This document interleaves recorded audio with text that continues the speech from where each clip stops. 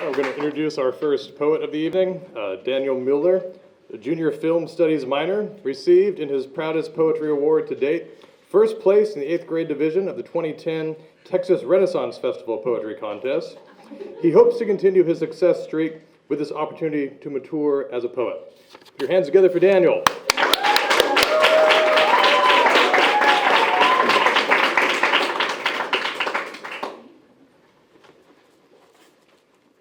The 3 poems that I'll be reading this evening deal with interpersonal conflict. Each poem is inspired by specific moments or seasons of my life, whether those be significant life events, car rides, or just special friendships that have an individuality that can only be described in vague terms. I will specify, however, my poetry is fiction for the most part. The first poem. Goodwill. Biling up diesel had already started clogging my nose, choking my breath, when Mom and Dad informed me things your pack and down them bring were moving. I sealed my things with recycled cardboard boxes and borrowed masking tape. It's for the best, apparently. And I believed them. U-Hauls don't come with boxes. Apparently to contain me, enough flimsy brown I should have had, but didn't.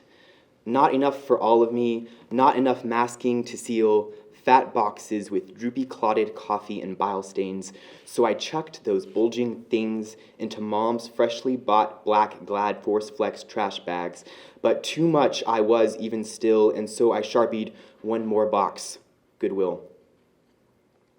The back of the Goodwill man left my empty arms half outstretched. Accidental supplication. Years, it was, before I managed to fill my room with things again, and even more before I left. The new boxes I brought with me were not the ones I kept.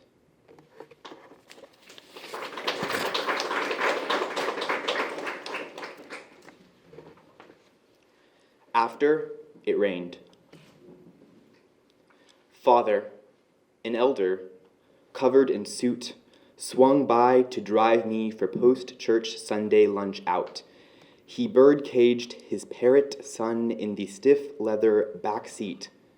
Controlling the wheel, he forced his dark SUV and conversation left and left again to make use of quick car wash membership.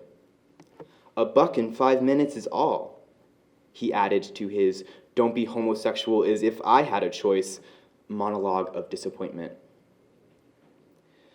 The Toyota churned through high-pressured water jets, brushes, suds, bristles, and minimum wage employees sweating hard while they work to wipe away any residual water.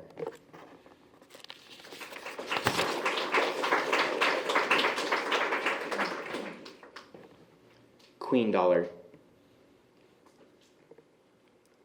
Sunday morning winds, icing 6 gray days between Christmas and New Year's, bear down on windows, barred with frost, of this tan 96 Camry, the hulk of it shuddering, so a porcelain keychain crucifix dangling from the ignition, clanging against keys like breeze-blown church bells, thuds on the carpet, lying supine beside a sealed granola bar, week-old receipt, art house receipt to see The Conjuring and red-steeped cork.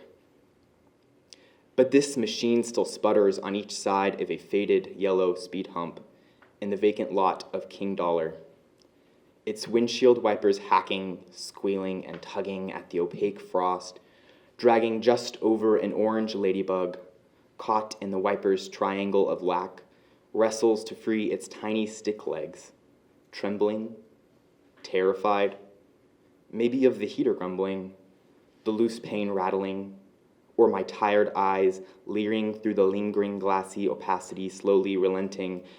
Then a woman, statuesque, rises up out of the frost so that the neon red letters King Dollar high above crown her wild strands of dark hair billowing, with a fur coat resting on cocked shoulders, and black leggings shielding skin down to her ankles, with mismatched socks beneath single-strap sandals tied makeshift together, her left arm tucking away in its warm crook a small black cat, and her other wielding, outstretched like a torch against the setting sky, a $15 bottle of New Amsterdam vodka clutched, tipping just carelessly enough between her fingers to pour out, perhaps on the rocks, or over a cranberry, lemon, and orange sunset.